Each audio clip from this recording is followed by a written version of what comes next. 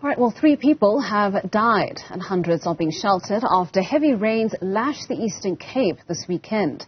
The bodies of 24-year-old Asenathi Mkausi and 53-year-old Fumanekile Mantubaka were found on Friday. Police and divers, however, continue to search for the third person, 42-year-old Mhlabunzima Sikhathele. For more on what weather conditions we can expect this week, we're joined by South African Weather Service forecaster Lehlohonolo Thobela. Lehlohonolo, thank you so much for your time and thank you for joining us this morning. If you can take us through this yellow level 1 warning that has recently been issued for certain parts of the Eastern Cape.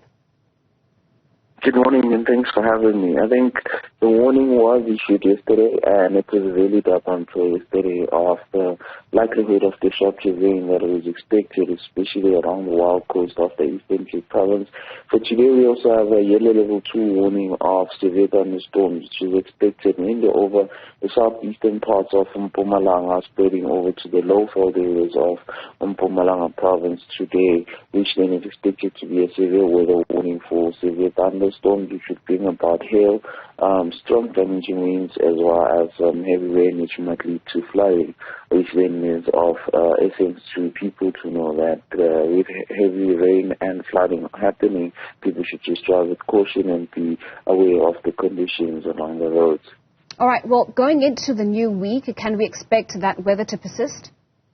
Well, we're still having a summer season in a sense, which is about to come to an end, but yes, we're still expecting severe, thunderstorms and isolated to a scattered chance of showers and thunder showers expected, mainly especially over the central and the eastern parts of the country.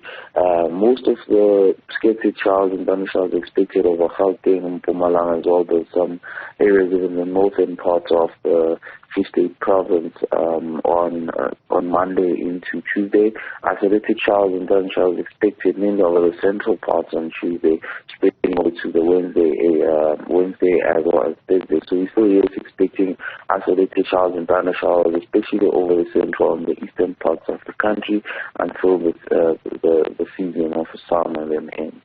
In the Eastern Cape area specifically, Lehlohonolo, are we expecting the weather to clear at least for the remainder of the week? Well, we're still expecting isolated chance of showers and thunder showers. With the weather progressing, as we progress like from Tuesday into Monday, it looks like we're having a less chance of isolated showers and thunder showers as they spread further over into Free State as well as KZN and spreading to Gauteng. Yes, it seems to be clearing for the remainder of the 2 days, Monday and Tuesday. However, with every chance of rain that will fall over an area that is already situated due to water, any amount of water that lands over the land is significant, because then it just adds to the flooding positions that have already been there. Indeed. Well, Lehlohonolo, thank you so much for that weather update. Joining us now to give us an update on government's particular efforts when it comes to the flooding that we've been seeing in Port St. John's is, of course, Zimkhitha Macingwane. We know that government has been trying to assist those affected by the floods in OR Tambo District Municipality. Their spokesperson, like I mentioned, Zimkhitha Macingwane, joins us on the line right now. Zimkhitha, thank you so much for your time and thank you for joining us.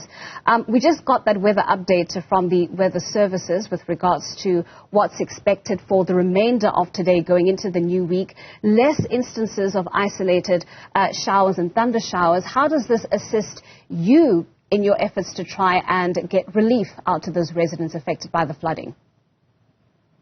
A very good morning to you and good morning to the viewers at home. Definitely the news that have just been delivered by Lehlohonolo are good news to us here in OR Tambo District, because we're still busy with the mop-up operation. So we do need some sunshine for a couple of days, in fact, even in the future, because we need to ensure that the members of the community that currently have their items soaked in water, get those items dried up. But the efforts that we are doing as government, working with other relevant stakeholders, is to ensure that those people that have been negatively affected by the recent floods here in Port St. George and in other parts of the district do get the support that they need For example, what we have done here in Port St. John's for the members of the community that have almost every item soaked up, we have accommodated them at the Port St. John's Youth Center, where we are providing them with blankets and mattresses as well as hot meals, working together with the local business here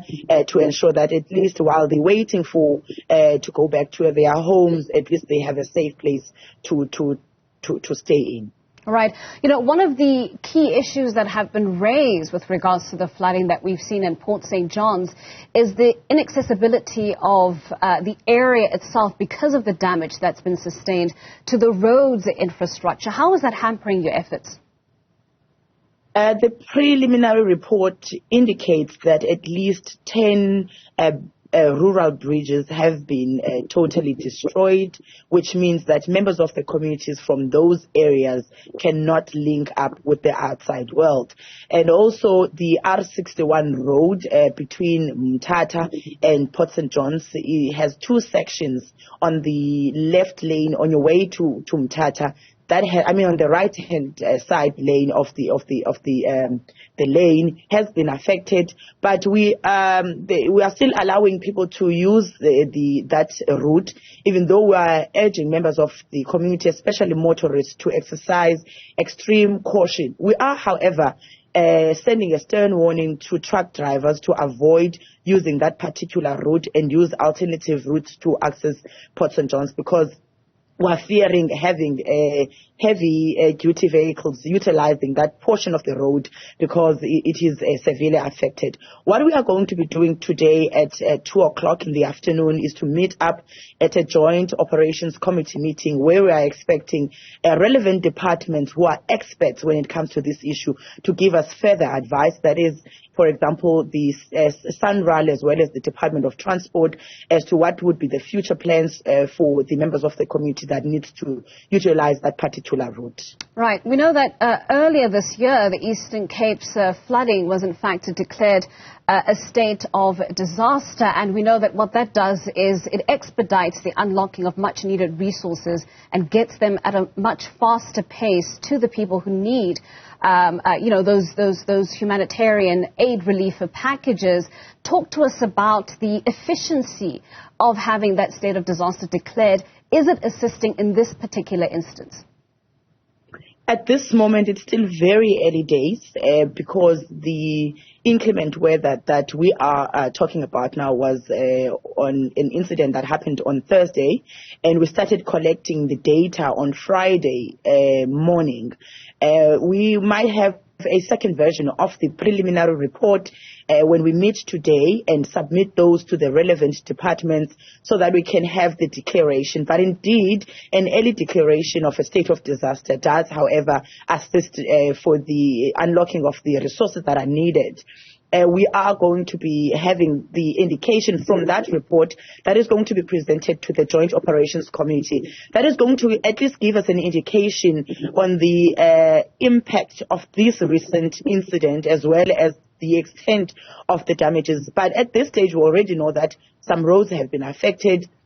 Some facilities, recreational facilities in this area has been affected. We know that there has been at least 3 people that have been declared to have lost their lives, 2 from Ingquza Hill local municipality and 1 person from King Sabata Dalindyebo local municipality. So you can already see that there are pockets of members of the community throughout the district that are affected, not just here in Port St. John's. So around the afternoon, we might be able to at least have an estimate in terms of the costs to the damages that we are experiencing after this recent incident. All right, Zimkhitha, we'll leave it there for now. Thank you so much. That's the Municipality spokesperson, Zimkhitha Macingwane. Up next, we bring you the latest sports news and updates. Rachel Makura is, of course, standing by.